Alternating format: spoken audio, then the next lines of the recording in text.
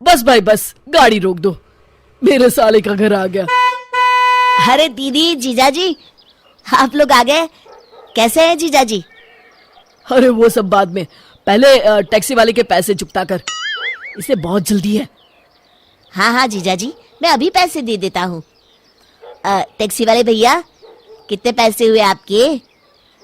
जी कुल मिलाकर 6,000 रुपये। अरे मर गया रे, 6,000? भाई टैक्सी का किराया मांग रहे हो या हवाई जहाज का? अरे जीजाजी, ये क्या है? टैक्सी वाला 6,000 रुपये मांग रहा है। अब क्या बताऊं साले साहब, ट्रेन में सफर करने में आजकल मजा नहीं आता, इसलिए मैं टैक्सी बुक करके ही आ गया। अरे भाग्यवान, तुम बच्चों के साथ सामान लेकर अंदर चलो। क्या भाई, ये तो बहुत ज्यादा है, कुछ कम नहीं हो सकता क्या? ये सब तो आपके जीजाजी को टैक्सी बुक करने से पहले सोचना चाहिए था।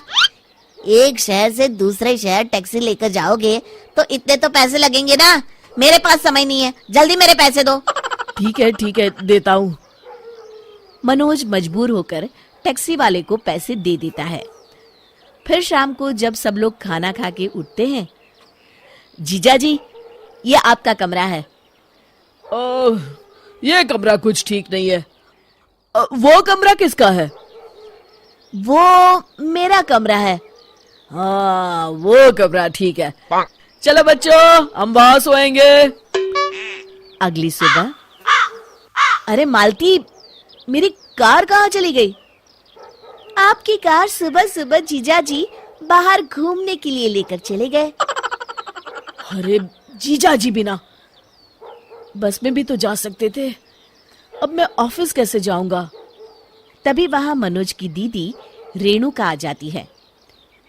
अच्छा, तो अब तू अपने जीजाजी को बस में भेजेगा? अरे तू खुद बस में क्यों नहीं चला जाता? अरे लेकिन दीदी। देख मनोज, अगर तू इस तरह की छोटी छोटी बातों पर मुंह फुलाएगा ना, तो हम आज यहाँ से चले जाएंगे। हाँ। अरे दीदी, आप तो बुरा मान गई, मैं तो मजाक कर रहा था। मनोज मन मार कर बस में बैठकर ऑफिस चला जाता है। फिर रोज किसी न किसी बहाने मनोज के जीजाजी उसकी कार लेकर चले जाते थे। उधर दूसरी तरफ रेणुका और उसके बच्चे पूरा दिन मालती से खाने के लिए तरह तरह की चीजें बनवाते थे। अरे मालती, मेरा दोस्त बिल्लू आया है, आज इसके लिए बढ़िया बढ़िया खाना बनाना। जी जीजाजी। कुछ दिनों के बाद, हाय रे मेरे कंधे, मर गया रे, रोज रोज बस में लटक के ऑफिस जाना अब मेरे बस की बात नहीं है। दर्द के मारे मेरा पूरा शरीर टूट रहा है। मालती, जरा मेरे कंधे तो दबा दो। अरे सारा दिन रसोई घर में खड़े खड़े और घर की साफ सफाई करने के बाद तो मेरे हाथ पैरों ने जवाब दे दिया है। अब तो मुझसे एक मक्खी भी नहीं मारी जाएगी। इस तरह रोज शाम तक दोनों बेहाल हो जाते हैं। फिर एक दिन, अरे भाई मनोज, मेरी दुकान पर तुम्हारे जीजाजी के पूरे 10,000 रुपए की उधारी हो गई है। भाई मैंने तो तुम्हारा मुंह देखकर उन्हें उधार दिया था, अब मेरे पैसे दे दो, मुझे बहुत जरूरी काम है। क्या? अरे मर गया रे, 10,000 की उधारी। फिर मनोज मन मारकर अपने जीजाजी की उधारी चुकता करता है। मालती, अब तो हद हो गई, अगर जीजाजी यहाँ और कुछ दिन रुके तो हम सड़क पर आ जाएंगे। आप सही कहते हैं जी, ये लोग इतनी आसानी से यहाँ से जाने वाले नहीं हैं, हमें दूसरा रास्ता अपनाना पड़ेगा। अगले दिन, अरे जीजाजी, आज आप घर पर ही हैं? ये लीजिए मेरी कार की चाबी, जाइए जाइए बच्चों को लेकर कहीं घूम आइए। अरे आज तो कमाल हो गया, ये खुद कार की चाबी मुझे दे रहा है। गजोधर कार लेकर चला जाता है, लेकिन आधे रास्ते में ही कार बंद पड़ जाती है। अरे ये क्या हो गया इस कार को?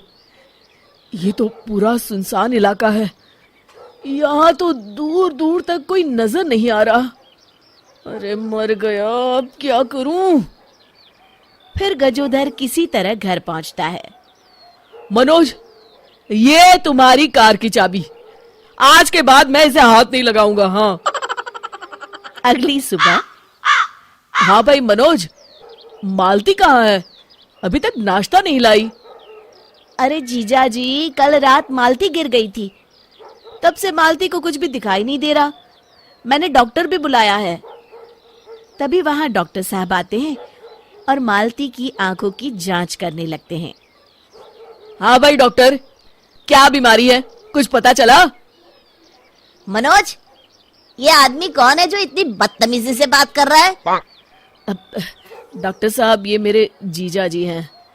ओ जीजा जी, अरे माफ करना, आपका तो बोलना बनता है जी। देखिए, सर पे भारी चोट लगने की वजह से इनकी आंखों की रोशनी पूरी तरह जा चुकी है। अब ये कभी नहीं देख पाएंगी। अच्छा, अब चलता हूं मैं। फिर अगले दिन से घर का सारा काम रेणुका को करना पड़ता है। उधर मनोज की कार खराब होने की वजह से जीजाजी भी कहीं घूमने नहीं जा पाते। दूसरी तरफ मनोज घर की बिजली भी कटवा देता है। क्यों भाई मनोज, हमारे घर की बिजली को क्या हुआ? दूसरों के घरों में तो बत्तियां जल रही हैं। जीजा जी, वो मैंने कई महीनों से बिजली का बिल नहीं भरा है ना। अरे तो जाकर पहले बिजली का बिल भरो। अरे जीजा जी, हजारों रुपए भरने पड़ेंगे। मेरे पास अभी इतने पैसे हैं नहीं। अब तो इसी तरह गुजारा करना पड़ेगा जी। इस तरह गजोधर और रेणुका का उस घर में जीना मुश्किल हो जाता है। हाय मेरी कमर, इतने लोगों का खाना बना बनाकर मेरी तो हालत खराब हो गई।